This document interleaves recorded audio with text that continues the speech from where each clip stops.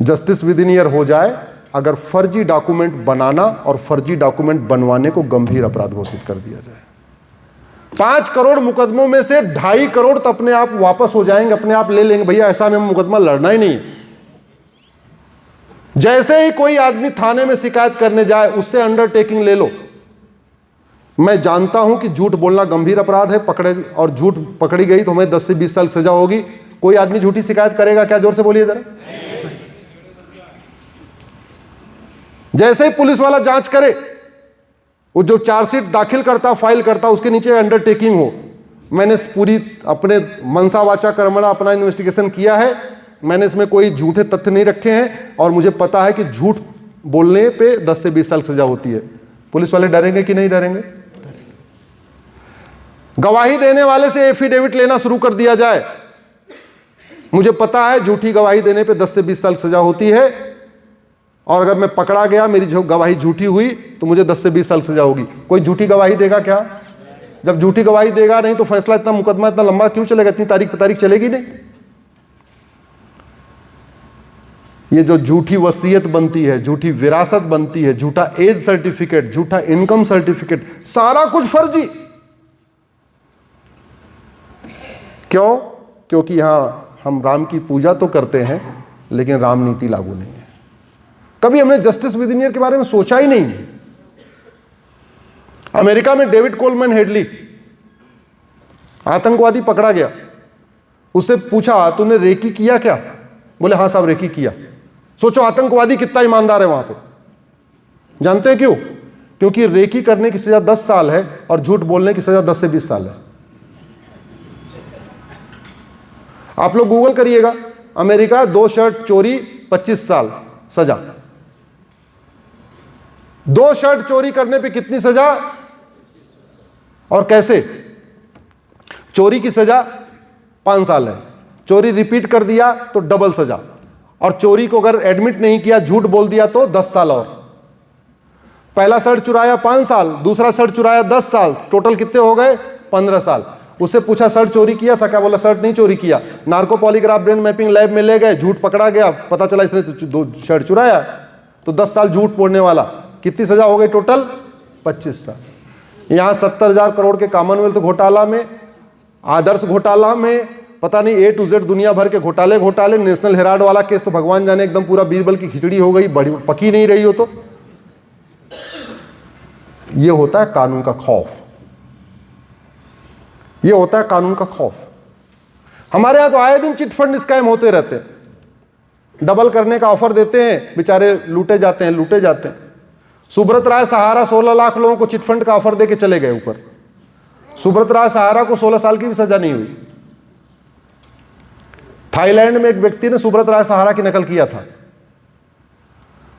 16,000 लोगों का डबल का ऑफर देके गायब हो गया। 1,40,000 साल सजा हुई है। जोर से बोलिए कि 1,00,000। कभी गूगल करिए, आजकल तो सब टेक्नोलॉजी का जमाना, गूगल करिए longest sentences in the world, तो पता चलेगा अमेरिका में सजा कैसी होती है। 3,000 साल, 4,000 साल, 5,000 साल, 8,000 साल, 12,000 साल, 16,000 साल, ऐसे सजा होती है। हमारे एक तो कानून सड़े हुए और ऊपर से जज क्या मनमानी कर रहे हैं। दुनिया के बाकी देशों में नियम है कि जो सजा होगी अलग अलग चलेगी। मतलब 5 आपने अपराध किया, 5 धाराओं में सजा हुई, तो 5 धारा की सजा एक साथ नहीं चलेगी, बल्कि पहले एक की सजा, फिर दूसरी की सजा, फिर तीसरी की सजा, फिर चौथी, ऐसे चलती है। तो कहने का मतलब, मान लो आपने 5 धारा में अपराध किया और हर धारा में 5 साल की सजा है, तो अमेरिका में 25 साल की सजा होगी और भारत में 5 साल की सजा होगी। कैसे? हमारे यहां जजों को पावर दिया है, वो चाहे तो डिसाइड करें कि सजा कंसेक्टिव होगी या कॉन्करेंट होगी, एक साथ चलेगी, अलग अलग चलेगी। अब खेल यहीं पे हो जाता है। जब भूतपूर्व कानून मंत्री, भूतपूर्व वित्त मंत्री, भूतपूर्व गृह मंत्री, भूतपूर्व विदेश मंत्री, भूतपूर्व शिक्षा मंत्री, भूतपूर्व, ऐसे बहुत सारे मंत्री हैं जो वकालत करते हैं, जैसे ही वो खड़े होते हैं तो सजा अलग अलग चलने की बजाय क्या हो जाती है? एक साथ। और इसी के वो एक्सपर्ट हैं, इसी के लिए वो बड़े वकील कहलाते हैं, क्योंकि जज को हमने खुद ही पावर दिया है। आधा खेल तो जज इसी में कर देते हैं, कहते हैं तुम्हारी सजा हम एक के बाद एक कर देंगे, अगर एक साथ सजा कराना है तो आ जाओ कोठी पे। ये चल रहा है, ये चल रहा है। मैंने उसको चैलेंज किया है कि जजों को जो पावर दी गई है बंद होनी चाहिए। ऐसा नहीं होना चाहिए कि बड़ा वकील खड़ा हो जाए तो एक साथ सजा चलेगी, छोटा वकील खड़ा हो जाए तो अलग अलग चलेगी। और कितने लोग फर्जी केसेस में, प्रयाग के विष्णु तिवारी के ऊपर झूठा SC/ST का केस लगा दिया, झूठा बलात्कार का आरोप लगा दिया, बेचारा 20 साल जेल में सड़ गया, शादी विवाह हुई नहीं, 18 साल का जेल में गया था, बाहर आया 38 साल का, बच्चा होके युवा होके जेल में गया, बाहर निकला तो प्रौढ़ हो गया, शादी माँ बाप खत्म हो गए, इकलौता लड़का, 38 साल में शादी कौन करेगा? 20 साल के बाद जेल से आया, कोई शादी करेगा क्या? और जनरेशन खत्म हो गई। तो हम भारत में लगातार घट क्यों रहे? इस घटिया कानून के कारण। 5 लाख लोग हर साल, 5 लाख परिवार बर्बाद हो रहे हैं रोड एक्सीडेंट में। रोड एक्सीडेंट का मूल कारण क्या है? भ्रष्टाचार। या तो ड्राइवर को गाड़ी चलानी नहीं आती है, और या तो सड़क पे गड्ढा है। सड़क पे गड्ढे का मूल कारण है भ्रष्टाचार, और ड्राइवर को गाड़ी चलानी नहीं आती उसका भी मूल कारण है भ्रष्टाचार, क्योंकि उसको घर बैठे बैठे DL मिल गया। और भ्रष्टाचार का मूल कारण, जोर से बोलिए जरा, घटिया कानून और सड़ी हुई न्याय व्यवस्था। हम लगातार घट रहे हैं, उस घटने में इसका योगदान है। हम लफ्ज़ जिहाद के कारण घट रहे हैं, घटने का मूल कारण घटिया कानून। हम धर्मांतरण के कारण लगातार घट रहे हैं, घटने का मूल कारण घटिया कानून। जनसंख्या विस्फोट हो रहा है, हम रेशियो लगातार डिस्टर्ब हो रहा है, मूल कारण जनसंख्या नियंत्रण कानून नहीं है। 6 करोड़ घुसपैठियों ने आके पूरा यहां पे डेमोग्राफिक इंबैलेंस कर दिया है, मूल कारण कानून घटिया है।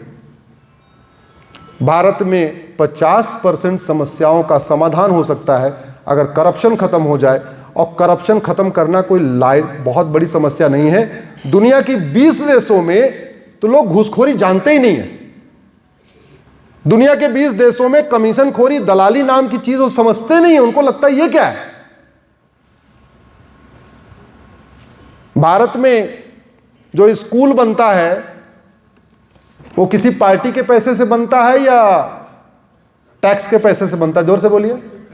टैक्स के पैसे। किसके टैक्स के पैसे से? एक आदमी ने बोला, बाकी लोग टैक्स नहीं देते क्या?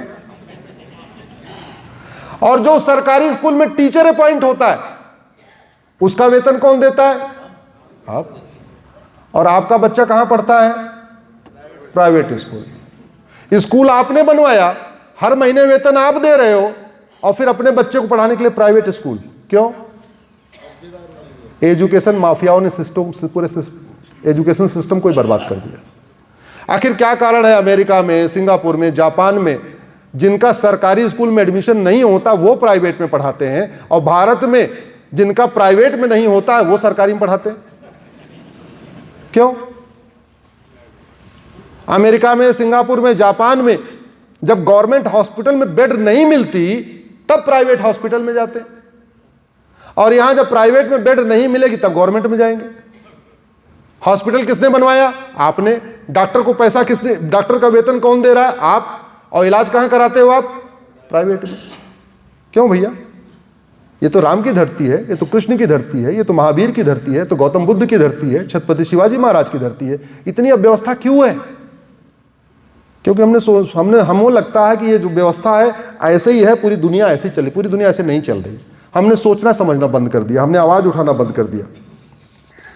इसलिए मैं आप लोगों से आग्रह कर रहा हूं, इसके खिलाफ आवाज उठाइए, जुडिशियल रिफॉर्म के लिए आवाज उठाइए, जुडिशियल चार्टर लागू करने के लिए आवाज उठाइए, पुलिस रिफॉर्म के लिए आवाज उठाइए, इलेक्शन रिफॉर्म के लिए आवाज उठाइए।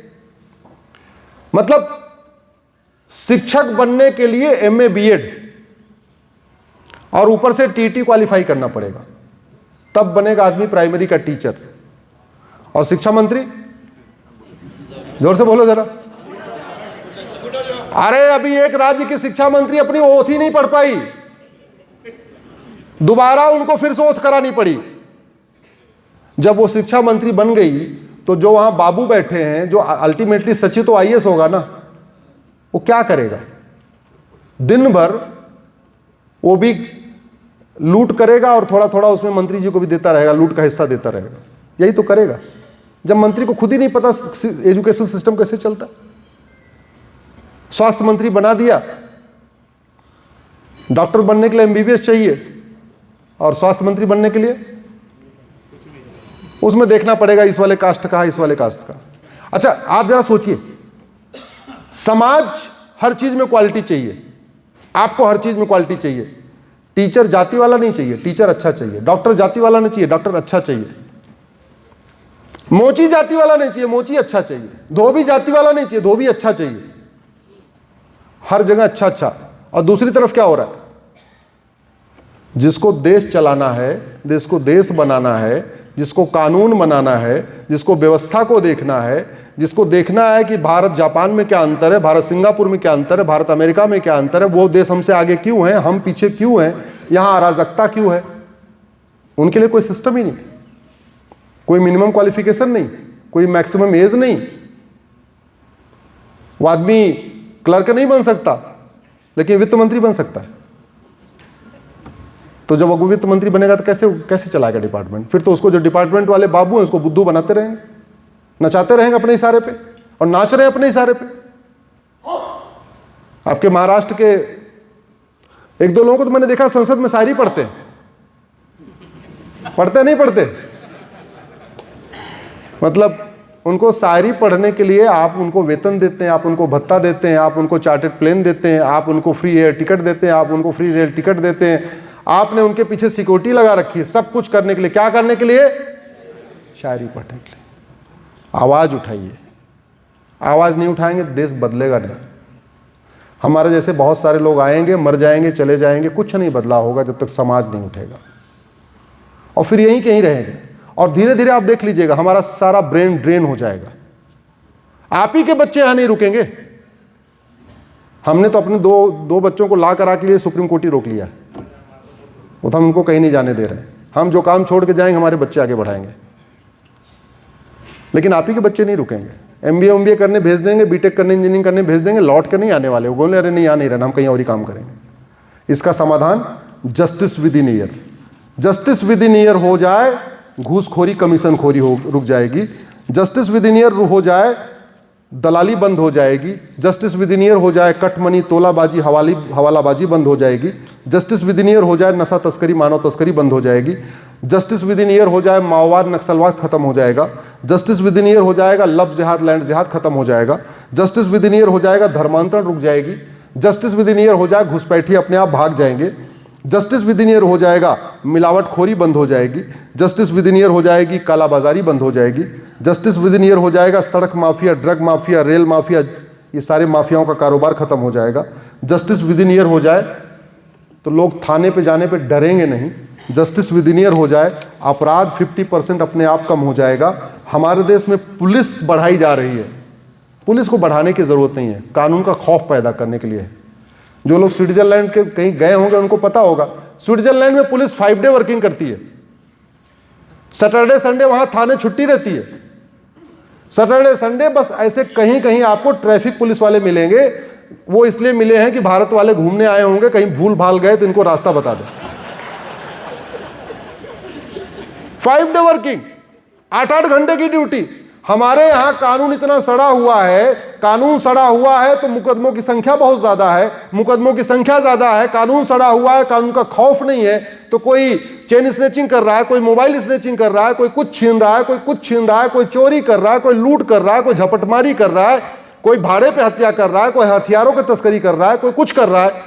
तो पुलिस के पास इतना काम पड़ा हुआ है। जस्टिस विद इन ईयर हो जाए, कानून का खौफ पैदा हो जाए तो मुकदमा कम हो जाएगा। मुकदमा कम हो जाएगा, जो 14-14 घंटे ड्यूटी करते हैं 8-8 घंटे ड्यूटी करेंगे। जरूरत क्या है? ये जज कह रहे हैं हम तो फाइलों के बोझ के तले दबे जा रहे हैं। अरे क्यों दबे जा रहे हो? जस्टिस विद इन ईयर लागू करो। राष्ट्रपति अगर 3 महीने के अंदर फैसला दे सकती हैं तो डिस्ट्रिक्ट कोर्ट के जज 3 महीने में फैसला नहीं कर सकते क्या? जोर से बोलिए जरा। हाई कोर्ट के जज नहीं कर सकते क्या? सुप्रीम कोर्ट के जज नहीं कर सकते क्या? तो बस आपसे आग्रह यह है, ऐसे विषयों को लिखना शुरू करिए, बोलना शुरू करिए, चर्चा करना शुरू करिए, और महीने में एक बार अपने सांसद विधायक से मिलना शुरू करिए।